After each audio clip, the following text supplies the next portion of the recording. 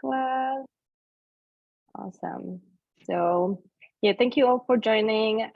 Before we start, just if you guys have any questions during the class, feel free to raise your hand or also submit into chat box, and we can talk about it during the class, or also there will be a time for questions and answers at the end.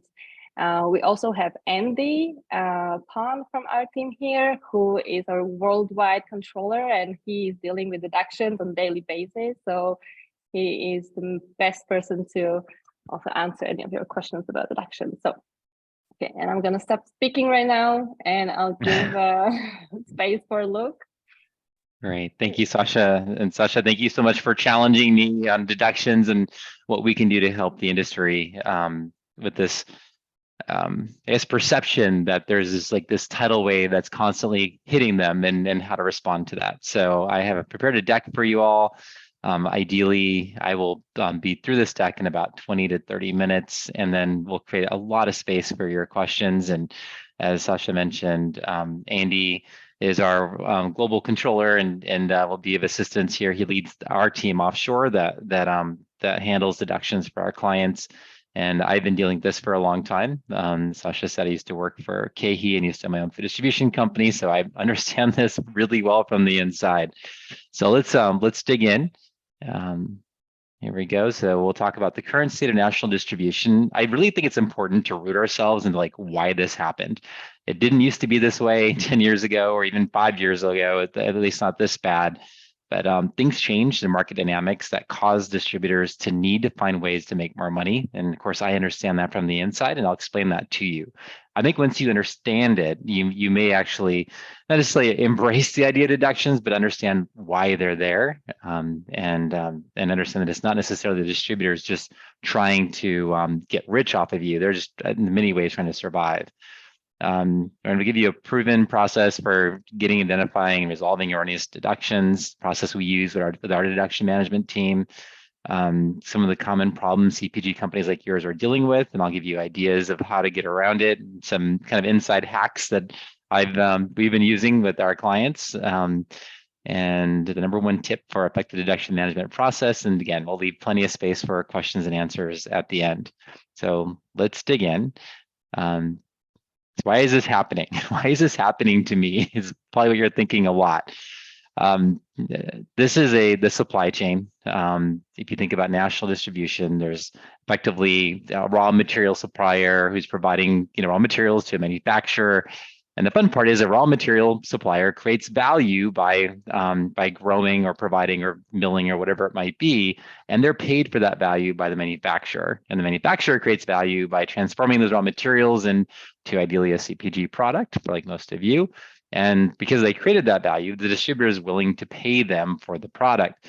And then the distributor creates value, and this is the old way. The distributor created value by delivering products to the retailer and doing it in a very efficient way and ideally hitting a high fill rate, and they deserve to be paid for that. And then the consumer, of course, is willing to pay for what's on shelf. So profit was earned as goods moved through the supply chain from left to right. This is the classic way of the supply chain. The current model, you see those little red arrows, this is what went wrong.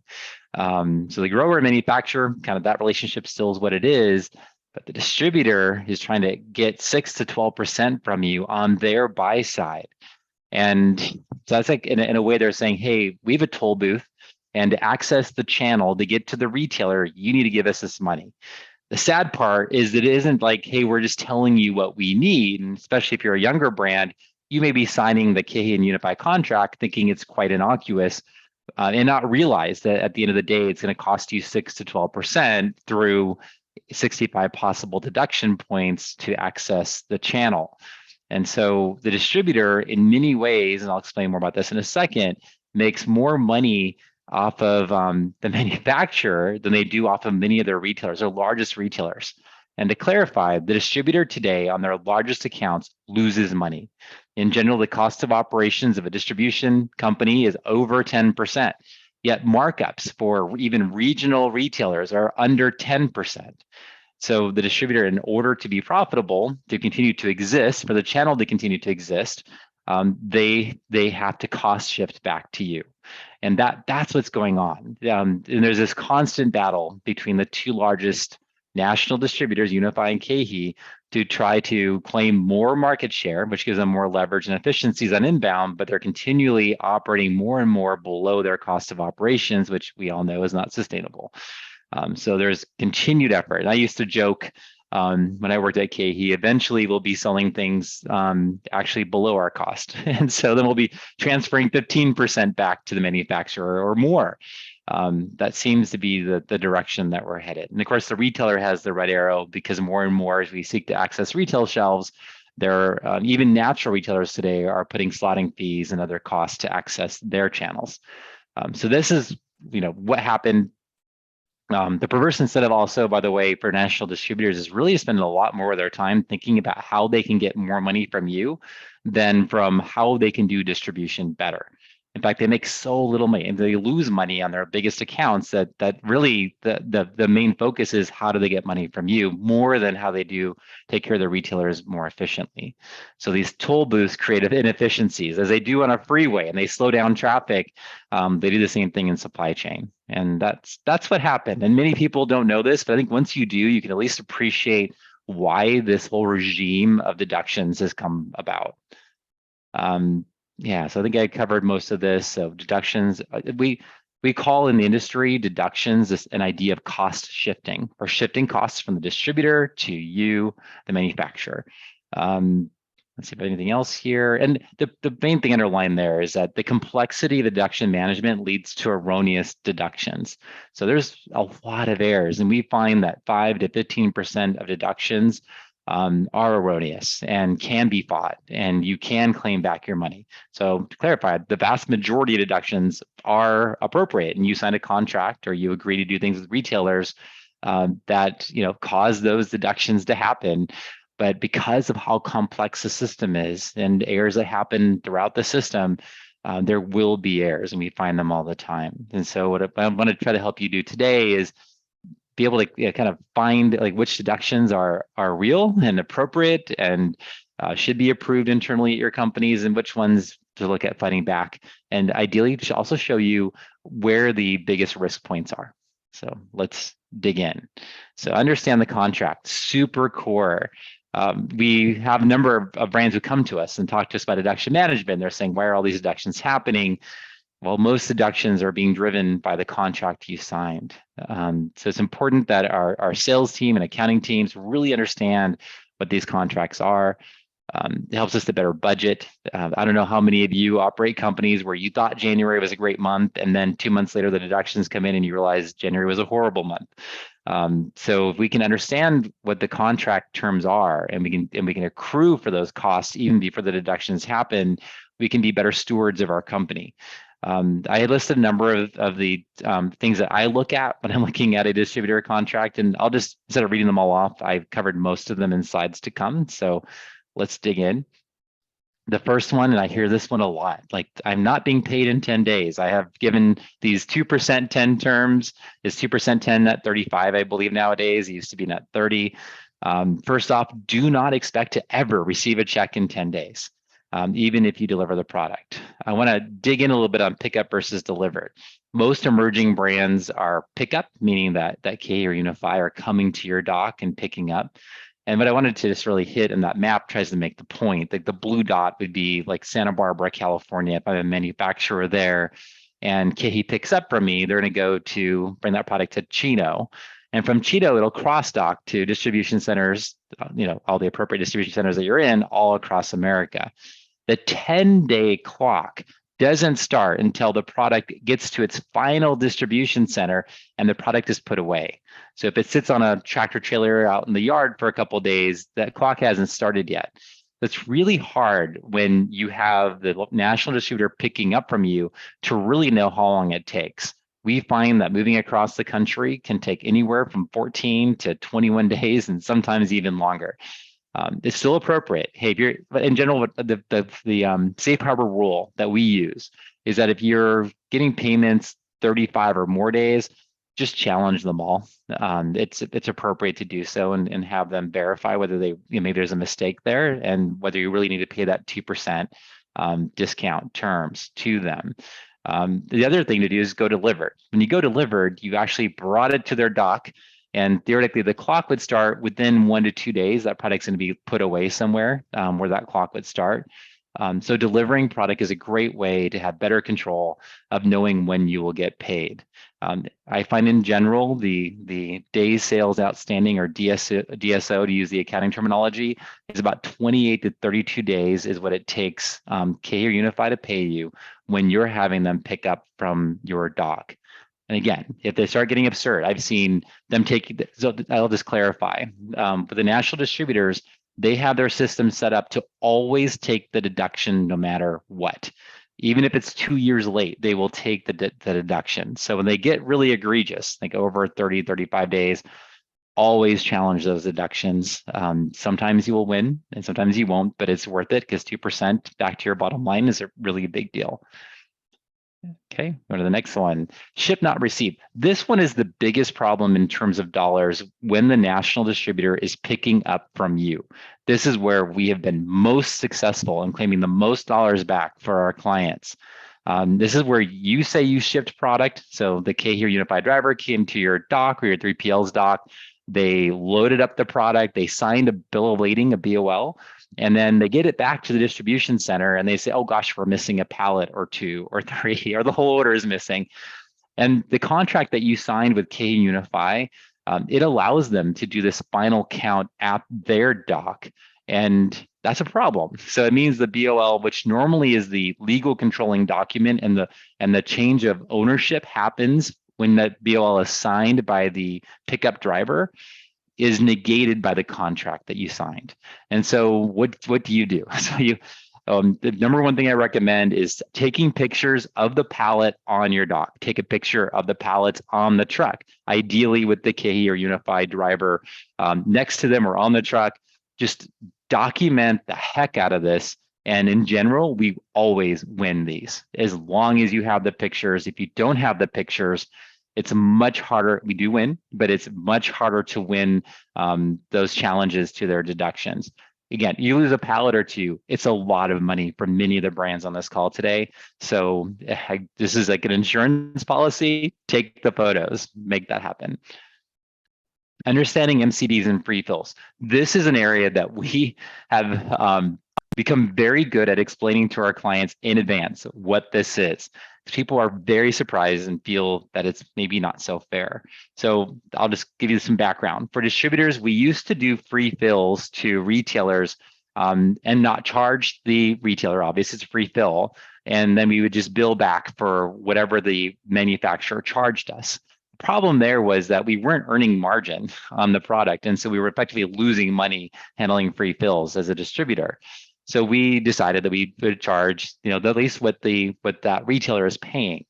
And then things changed. And if you get onto the example, this is where we're at today. So let's say you're charging Unify $2.40 per retail unit for your product, FOB your dock. So, they're picking up from you. Unify then adds, let's say 20 cents per unit for freight. So their landed cost is $2.60 into their distribution center. Here's the problem. When these guys are doing free fills nowadays, they actually don't bill you back at the $2.60, which many of you have already realized. They do so at the highest list price that literally, not really, I believe no one in the country actually pays. So it oftentimes, it used to be 25%, 30%. We're now seeing 40 and 45% markup. So this item that landed into the distributor at $2.60 with a 1.45, so 45% markup, ends up being billed back to you at $3.77. If you think about that, that's like almost like 50% more than what you charge. There are ways, and by the way, they also charge you a processing fee to process that. It can be 8%. So it's like insult to injury. There are ways around this, and it really depends on the retailer. And many retailers are waking up to what's going on in these costs and recognizing that if the distributor claims all this margin, if you will, there's less money available for ads or other TPRs or whatever, or even keeping these manufacturers in business. So what you can do is, instead of having KE doing the free fill, you would ask the retailer, hey, could we just have you guys process maybe a special performance deduction, just maybe even a scan back, if you will, back through Unify for a specific amount, and then you're just paying the processing fee, maybe 8% processing fee, but you're not paying this crazy markup. This is something that I'm really pushing retailers when we're working with them today on allowing us to do with our emerging brands, and I've had success. So it's worth asking. It's a great way to save a crazy amount of money, especially when you're launching with a Sprouts or a Whole Foods nationally. Okay. Okay, opening new distribution centers. So just as a reminder, many people forget that when you signed your contract, you agreed to a 15% OI for 2 or 3 months. So that's something to be really aware of, that if you don't, let's say you're launching at Sprouts nationally, you're giving that 15% OI, that OI will pass to Sprouts. The challenge is if you didn't submit to Sprouts to have as a TPR, then you gave away 15% effectively for nothing. Essentially, that margin ends up going to K or Unify, who would have bought in probably more than what they needed to claim more margin, and the retailer just claimed additional margin as well. Sometimes they will recognize there's an OI coming and they'll automatically do that off that TPR for you at shelf, but that seems to be the exception versus the rule. So just always be aware that this isn't really a deduction issue. This is more of just, something I wanted to make sure everyone heard as I thought about the contracts that you're signing. Price protection, careful when lowering your prices. I had a number of brands who, inflation was crazy, supply chain was wild, and they raised their prices. And now I'm finding more and more brands are trying to bring their prices down into distribution. Just be aware that the contract you signed, any inventory in stock in the distribution centers at the point that price drops to the distributor will be repriced, and you'll get a deduction to effectively price everything that already was in their distribution system down to the new lower market price that you're charging them. Things that I recommend, and this isn't the end of the world deduction, but just something more to be aware of so you're not surprised when it hits you. Is seek to get an idea of how much inventory will be on hand at the inventory at the distributor DCs prior to the cost reduction, just so you understand what that could be. And then challenge purchase orders. This is something I'll say even later in this presentation. You have the right, when you get a purchase order, or I guess the duty perhaps, when you get a purchase order from the national distributor, if it doesn't make sense, push back on it. If they're buying in and you're going to have like 13 weeks of inventory that you're gonna have to give price protection to them via deduction, maybe you challenge them and have them bring in less. Just some thoughts there. Just be aware of price protection. Do not short your distributor. This is one that we talk to our brands a lot about. If you don't ship a distributor PO in full or you delay the pickup, you're gonna get charged a fee, and those fees can really add up. If you know you're gonna have a problem in advance, always contact the buyer immediately. Get the purchase order, pickup date adjusted or the quantities adjusted. They won't always do it, but it's worth a shot instead of paying all these fees and wondering where did this come from? I also strongly encourage people to make friends with your buyer. Send them samples, holiday gifts, show that you care about them. If they're effectively, if you think, and I worked in distribution, these people in many ways are like robots, and they're treated like robots often, and they don't get the samples, they don't get the glory, they just enter numbers every day or confirm numbers that the computer is saying what to order. If you can make them feel special, they have the power to help you. They have the power to override what the system says. Make friends with your buyer. Audits. This is something I want to make sure you're aware of. I've had a number of brands in my 4 years of running V-Driven who've gotten hit with massive deductions from audits. And this is something to be aware of. And so national distributors pay audit companies to come in and review all of their activities, like everything, for potentially missed deductions against manufacturers. 2 years later, you can get a deduction, a large deduction that you did not even expect.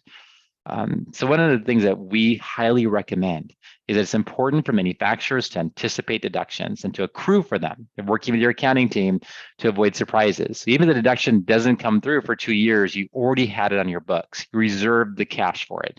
You don't get whacked. So be aware of those audits. So I get asked this a lot. Can contracts be negotiated or renegotiated?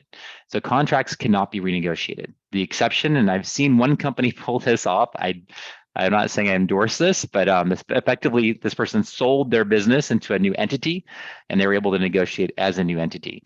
That is possible. Now they may not actually negotiate with you, but you can actually have a discussion at that point.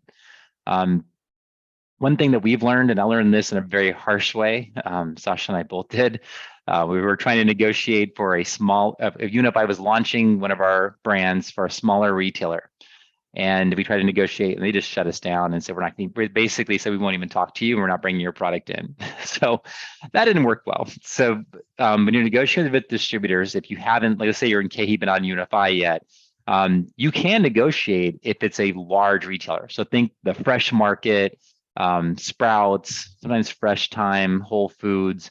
There is an opportunity to have those discussions. And so where we've been successful in the past is the 2% 10 net 35 terms is, hey, could we be 1% net 15 or something along those lines? We have in multiple occasions been successful there. Spoils, we've been successful with getting spoils in terms of like an allowance like lowered or not even allowing spoils, especially with like fresh products. Like if you think about meat and cheese and more commodity items, I find them more willing to negotiate on that.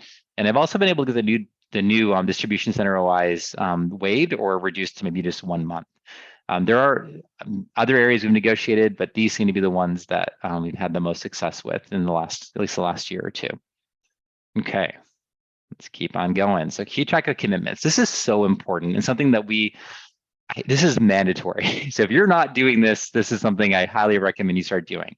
The sales team needs to keep track of every commitment that they make to the distributor, but also to the retailers, ideally in some master calendar. And it doesn't show it here on this screen print. I recommend that the sales team also capture what they think that dollar amount is going to be. This then provides you with something that the person who's receiving all these deductions can go back to and say, okay, number one, is this something that's in the contract? Yes, no. Or hey, was this something that our sales team committed to? Yes, no. And then know where we can fight back. Let's see here. Yep, I think that's good. And then evaluate all deductions. So very simple model. Deductions are coming in. Like I just said, review against the contract. That gives it 2% 10 terms. Okay, well that's a valid deduction. And the promo tracker. Oh, that was an MCB we did for Sprouts. And I thought it would be this much, and it's like 10 times more. Maybe there's a mistake, right? So you can dig in. So you're determining the validity of the deductions that are valid. It's really important that we're coding those to GL accounts in our general ledger, so you can track it. And I can talk about that with anybody more directly. I don't want to get that deep today, but I recommend tracking your deductions, maybe having 6 or 7 different GL codes to track them, so you know what's driving your deductions and your financials. And then certainly if it's invalid, fight it. And there's both the Unify and KeHE have deduction challenging systems that you can use. This is just an example of a client that we onboarded for deduction management in September 2021. I believe their volume at that time was about $12-13 million. Between about a year period, we came across 2,400 deductions worth $1.6 million. We did 122 disputes. It's like 5% of the total deductions were disputed. And then that was $209,000 that we tried to attack. We won 67 of those so far. Sometimes it takes a while. And that amounted to $186,000. So the vast majority of what we were disputing, we did get back in that case. So just more of anything, we're anything here just to validate that you can get the money back. It is possible. We do it all the time. And yeah, and maybe an example that comes to mind, we worked with one brand that was looking at selling. They'd been in business 20 years and they had never challenged a deduction once. They just assumed that they were just victims of the national distributors and literally had never challenged a deduction in 20 years. They hired our team and we went back 6 months and were able to get tens of thousands of dollars back. And obviously they use this going forward until they sold that company. So please challenge deductions that are erroneous. I believe in my heart that Unify and KeHE do not want to be collecting deductions that they should not be getting. That's not what they're about. That would be unethical business practices. And I don't believe that's what those guys are about. What if you dispute and they don't pay you back? So don't give up ever. You will be following up with them until they pay you. Reach out to your category manager, your SRM, if it's Unify, for help. Again, never give up. Use on hold. So this has happened. We used this actually 3 weeks ago. We had a client who ran out of cash and they were owed a lot of money. Much of that was through deductions, and we literally just sent them, in the subject line, on hold.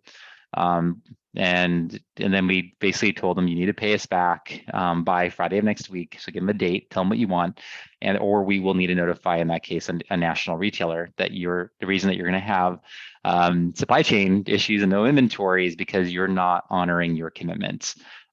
This is something that I think most brands are extremely scared of doing. And in my experience, I've never had a negative consequence from using on hold. The on hold threat. I've never actually even had to put them on hold, because they always respond. And both KeHE and Unify have escalation systems especially when you have a national retailer, a large retailer that's going to be affected, they will escalate and they will pay you back. You just have to hold firm and be direct. Okay, an extra tip. I said this earlier, but I want to make sure this is clear. I've worked with so many brands and they get that first PO from KeHE or Unify and they're so excited. It's like, it's so much bigger than we ever expected. Well, hey, there might be an issue there. They may have made a very big mistake. I want to remind you that you effectively, from the contracts that you signed, own the product until it sells to the retailer, maybe even beyond. So when they're ordering way more than they need, and especially when you have a code life that may be shorter than a year, for example, you're at risk of having them bill you back for spoils, or just because they have too much inventory. They may say, come pick up the extra inventory, or we're going to dump it. This is an extremely, extremely costly issue in our supply chains and for brands.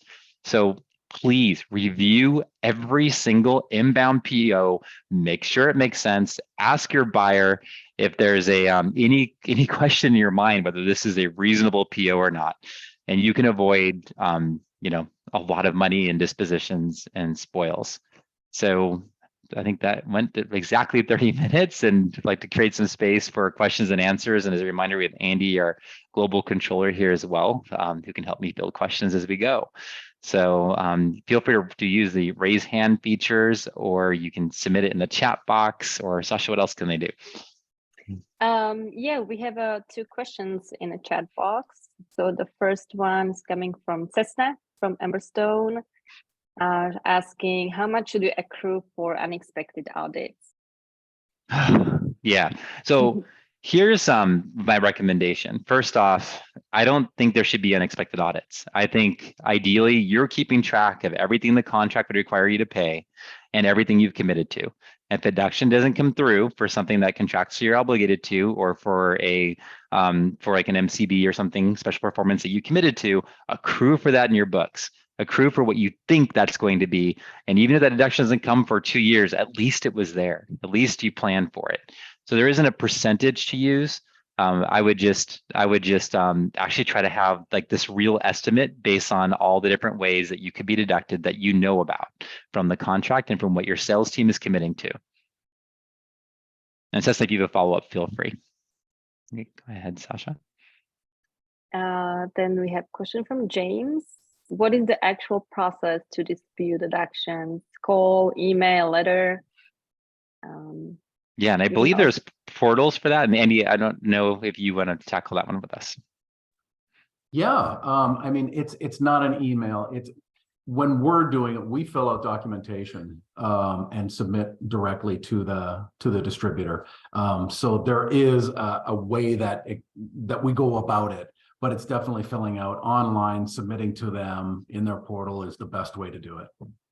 Yeah, and then they don't, and what often happens is, Andy will tell you, that they often don't even respond, and it's confused. So it's this continual follow-up. So making sure, putting in your calendar, hey, 3 days later, you're constantly following up with the deductions teams with Unify and KeHE. And again, do not be afraid of using on hold. I guess I should say this, be very, very careful. I've personally never had an issue with using on hold to get their attention. There could be a consequence there, but I've just never experienced one. Okay, thank you. Question from James again. What are your thoughts on the software out there, Vividly, TrueUp, and other who go after deductions? Yeah, so I have not looked at a lot of the software. We have a team that we've built that actually takes all the deductions and captures it in ways that would be visually, you could understand what's going on. All the numbers would be sorted by all the different types of deductions. And we have our own proprietary systems for that. I'm not familiar with the other ones that are out there. And if you have a follow-up on that question, feel free. Yeah, Tesna actually sent a message into the chat if we have any recommendations for integrated software or tools. Yeah, so again, not familiar with anything that's integrated. Again, what we would do when we work with companies from literally their first time with Unify to 30, 40, $50 million companies, where we're actually taking all the deductions, we're capturing, we're sorting them, or even GL coding them, depending on the client, and then sending them back to the accounting team so that they can accrue. And we're also working with sales teams directly saying, hey, you said there was going to be this deduction coming for about this much, and we're seeing like a crazy much more money, or maybe a deduction that you didn't tell us about. Is this real or not? So in many ways, we're kind of integrating with the manufacturer teams. And again, if you have a follow-up, let me know. And I see iPhone is raising their hand. Is that me? Will, it's you. Yeah. Oh, okay. Hey, so when it comes to deductions, you said it could be whatever percent it was, 7, 10, 15%. So if our margin, let's easy number, let's say 30%. Yeah. Is it as simple as reducing that to 23% if it's a 7% deduction? That's what would affect. Yeah. So figure exactly. This is a hit to your margin directly.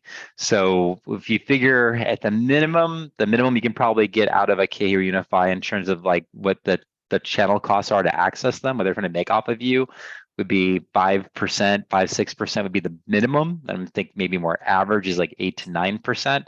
So really figuring that into your financial models, if that's what you're asking about, Will, would be a really smart thing to do. And would that be, I'm sure there's many variables, but would that be the contribution margin before trade spend, or is that not yet contribution margin? Very good question. So I consider this to be between gross sales and net sales. And net sales is contribution margin? Well, net sales, I think when I'm subtracting my COGS, they get me to contribution. So it's actually literally more the top line. So I'm taking it and saying, right, so all these costs, even like the 2% 10 terms, I'm a trained accountant, like that is an offset to gross sales to get to net sales before I get to the COGS. And so most of these deductions I figure in that same bucket. Got it. Okay, thank you for explaining. Yeah, of course. And if you need follow-up, let me know. Great. Okay. Yep, we have a question from Saucy. Saucy is asking, what are the UNFI and KE portals for disputes? So what we can do is, if you registered online for this class, is we can share with you the addresses, web addresses for those portals, or at least share with you how to access them. I'd be happy to do it. Okay. Make a note of that and we can share with you guys. Let me see what other questions. What's the best way, from Mike, from Plant Provisions, what's the best way to think about guaranteed shelf life? If you have, for example, if you have 365 days shelf life, is there a typical percentage that you provide to UNFI or KE? I believe the contract is 75%, but look at your contract to verify. I game that system. So when I'm working with a client, I will always tell them to give a lower shelf life, so that you don't have POs being rejected at KE and Unify, and again, dealing with reverse logistics. So if I have a product that has 1 year shelf life, I'm going to tell Unify and KE that I only have 9 months. And then the 75% of shelf life is then calculated out the 9 months instead of the 1 year, and it gives you space. And which is so critical. If you start throwing away inventory, obviously margin goes into the gutter. So if you have a follow-up on that, happy to go into it. Mike, I saw Mike Galbo's question as a follow-up on that. I think is it possible to change shelf life? Absolutely possible to change shelf life with your distributor. There's a form if you talk to your category manager or your SRM that will allow you to make that change. Again, I've never had just a little bit deeper. You might go, well, won't they figure it out when the shelf life they actually get is even greater than what we say the original shelf life is? I've never had them figure that out. Not saying they won't for you, but it's never been an issue, and it's really worth a try. Nice, thank you. Alisa Rose has a question. How does your team support with deduction management? Sounds rigorous to get the money back for the deductions. Yeah. Andy, this is your job. You can explain this. I think that's, I'm not really sure how to answer, how do we support deduction management? We are taking every deduction line item that you have, basically comparing that to your contracts and your promo calendars, figuring out, is it legitimate or not? If it's not, we're going to go back out there and dispute it. I'm not sure if you want more of an answer than that, but supporting deduction management. Yeah. So what Andy does is if you'll meet with him, you'll give him an idea of your volume, kind of what your product line is, and then he'll give you an option of, hey, based on other clients you work with, here's a retainer, but it would cost to have us monthly, or here's an hourly rate.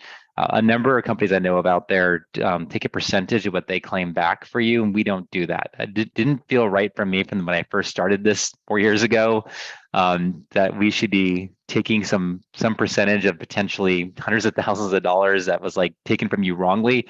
We just need to show up and do our job for you, and that's what we do.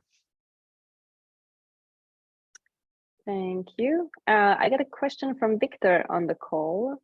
Any thoughts on if brands should still do OIs or MCBs or only stick to scans? I love this question. So whenever, here's the rule, and I don't like to say always, but I'm going to say always. Always do the scan back if you possibly can. If your business is very concentrated, for example, with the Sprouts, and your category manager will agree to do a scan back, do that. So just make sure, many people may not understand the terminology. In a scan back, I'm literally getting billed back through the distributor from what's actually going through the register at the retailer level. So there's no buy-in ability from the distributor. There's no buy-in ability from the retailer. They only get the allowance for what they actually sold. When I'm doing OIs, then many of you already know this, so I won't spend too much time on it. The distributors make a tremendous amount of their margin by bridge buying. Bridge buying is saying, okay, I'm going to give you, let's say as a brand, I'm giving you a January OI off invoice. So the POs come in from the distributor with that 15 or 20% OI already off of it. And the distributor's goal, especially if you had a longer shelf life product, is to buy 2, 3, 4 months of your product, even though the deal is passed on to the retailers for only 1. And think about that. If your bottom line is almost nothing and you can claim 15 to 20% on a lot of products coming through your distribution system, it's huge for the bottom line. Now, the other path is MCBs. And I explained earlier, the cost of MCBs can be enormous because there's this 45%, potentially, I think that's the max right now, 45% markup on top of the landed cost. But at least with an MCB, there's no bridge buying ability from the distributor. So that can be very positive and offset the higher costs. So an analysis, we have a team that works with brands relative to kind of things like this, and we have models we can use to help you to analyze which is the best for you. And sometimes you just can't get away with it. So and I'll give you a bit more insight here. The distributor may be saying, either you give this 15% OI twice a year to us, or else it won't be your friend anymore. And wherever I can, I push back against the distributor and say, you know what, we can only afford one of these. We're a small company, we're emerging, and often we only need to do the one OI per year, or sometimes even none. And my preference is just to give.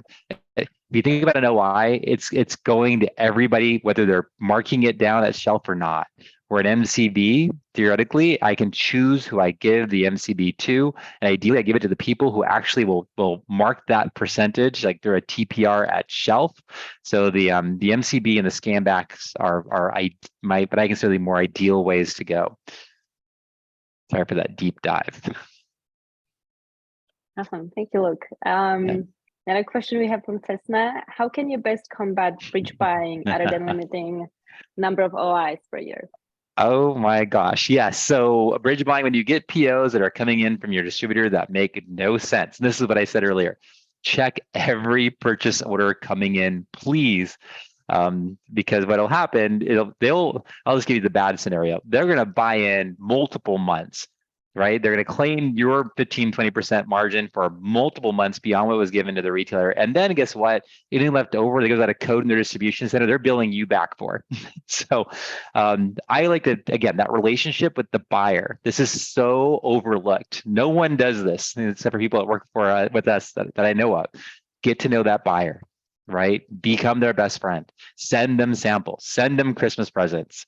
Whatever you need to do, that buyer, when they send a PO that makes no sense to you and that it clearly is bridge buying, you ask them, you beg them, you have a relationship with them where you can get them to change those POs. Own the POs.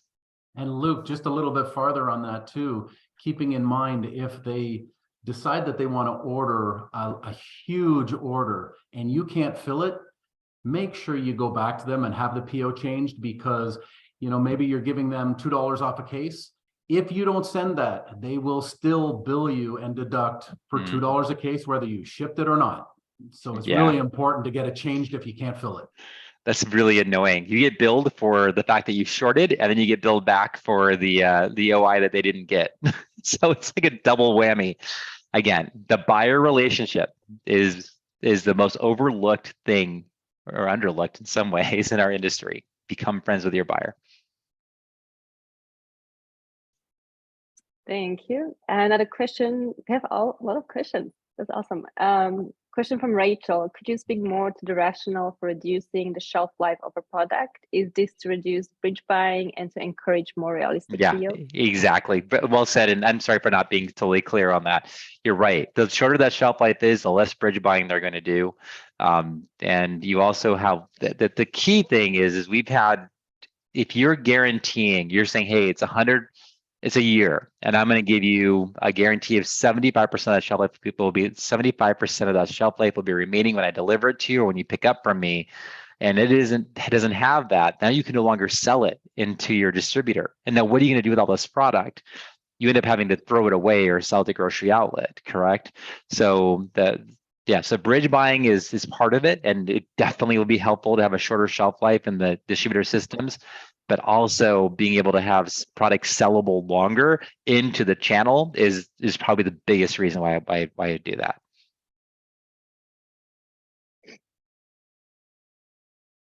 All right, thank you. Any other questions? Is there anyone who would like to talk more about their challenges? What are you seeing? What are you facing that we can maybe help you answer some questions? I think another question just came in. Yeah, Danny, if based on retail sales, we believe distributor is ordering more than needed, what is the best way to cut down POs? We have communicated this, but they have given us multiple reasons why they need product and to ship in full. What is the best way to push back? Yeah, very, very good. So again, the level of the relationship and the ideally friendship you build with your buyers is critical. Their systems are automated, but I promise you at this point, there's no machine learning AI. Their systems are extremely flawed.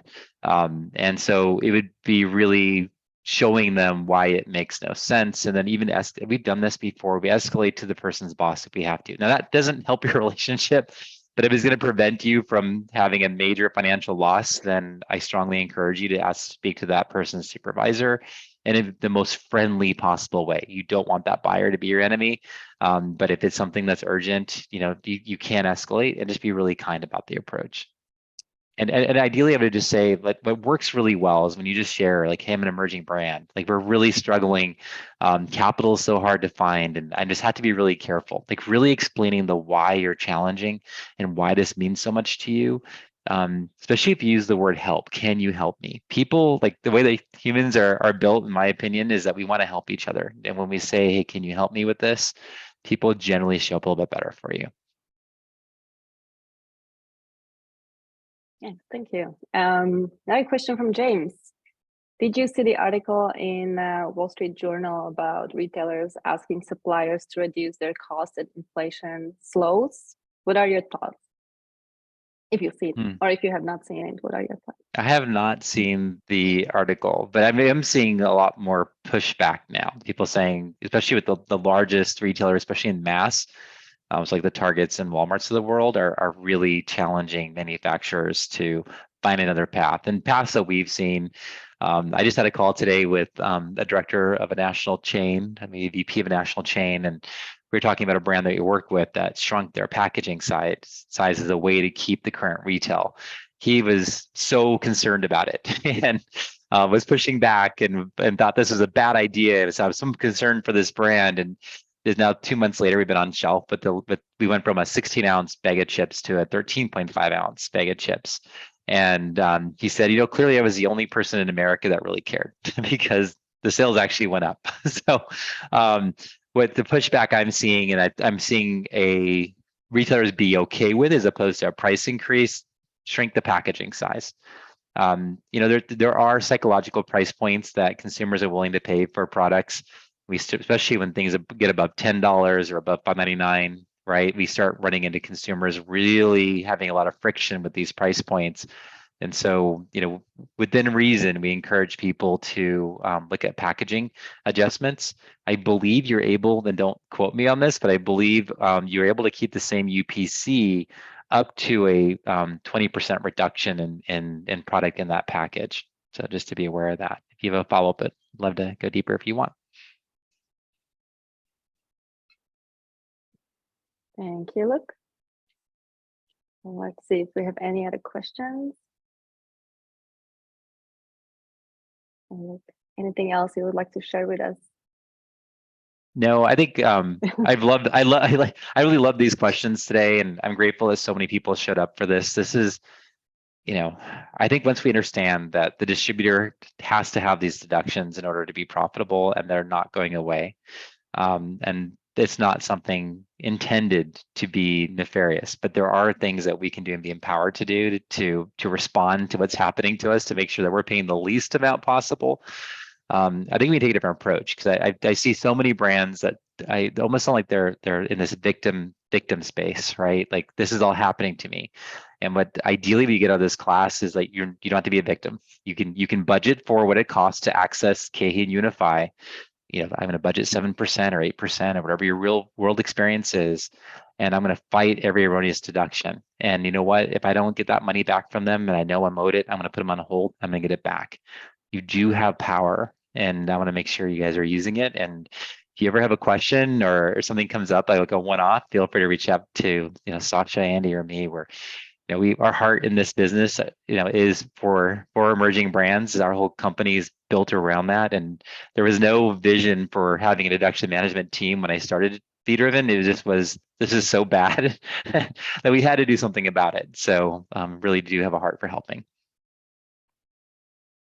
Yeah, awesome. And I'm going to drop in a link if you guys are interested to schedule a call with Luke, Andy, and talk more about deductions and the strategy, how to attack and fight back these deductions, and help you also plan it and organize. Feel free to just schedule a call. Let us know what are the challenges that you are facing, and we're happy to. We're pretty quick. We can hop on a call next week and talk more about it. So if there are, I can wait a little bit if there are any other questions from anyone. We will be having these master classes about different topics, at least twice a month, ideally. And so let us know also if there's anything specific that you would like us to discuss. Luke and we work also with other consultants in the industry that have a lot of experience in the CPG space, and we'll be happy to discuss anything that you are interested, that you would like to learn. So yeah, so any last questions and any last comments? Let us know how this went for you as well. Would love to hear your feedback. You will receive also recording of this presentation of this masterclass after this call, and let us know your takeaways as well. any learning, we'd love to hear from you. And okay, well, I hope to see you guys again on the next masterclass. We'll send out all the materials and also invitation for the future. And yeah, thank you for attending. Thank you, everybody. Thank you, everyone. Thank We had fun you. today. Bye-bye. Thank you.